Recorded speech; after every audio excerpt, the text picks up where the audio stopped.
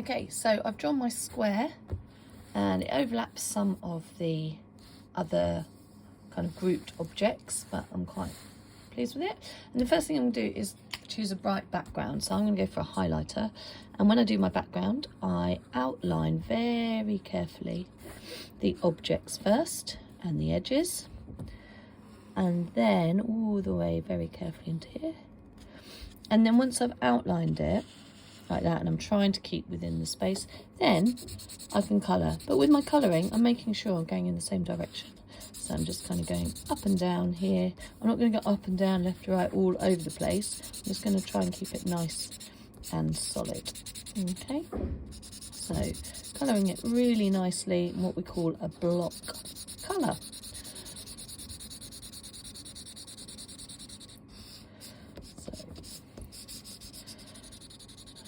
Try and fill in all the spaces so it leaves no gaps. Once I've done this area, then I can move around to doing kind of the next bit as well, and carefully, yet again, I'm trying to identify where my background is and making sure I'm kind of filling it all.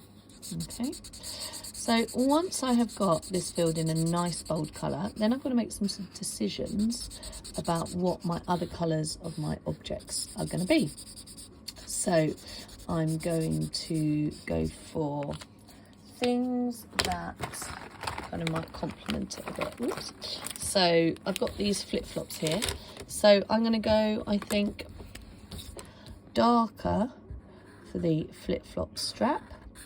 And if I'm using something darker on one part, it means I'm going to use something quite light on the other part. So I've got dark there. And then I'm going to go, I've got a nice light blue here. So I'm going to go light blue. Now these ones are what we call twin tips. So they've got wider on the bottom, thinner on the top. But because I'm doing a nice big space, then yet again, you'll notice that I colour the outside first to get the edges nice and neat. And then I can colour inside my space.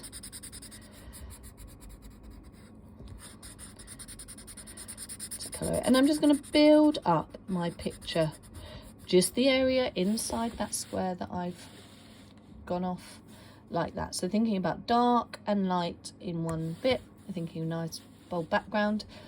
With the globe, he doesn't put any of the detail of the countries on, so it's up to you. You can keep it plain, or you can have just some very simple, but don't go too detailed, because remember, these are all nice and simple. Okay.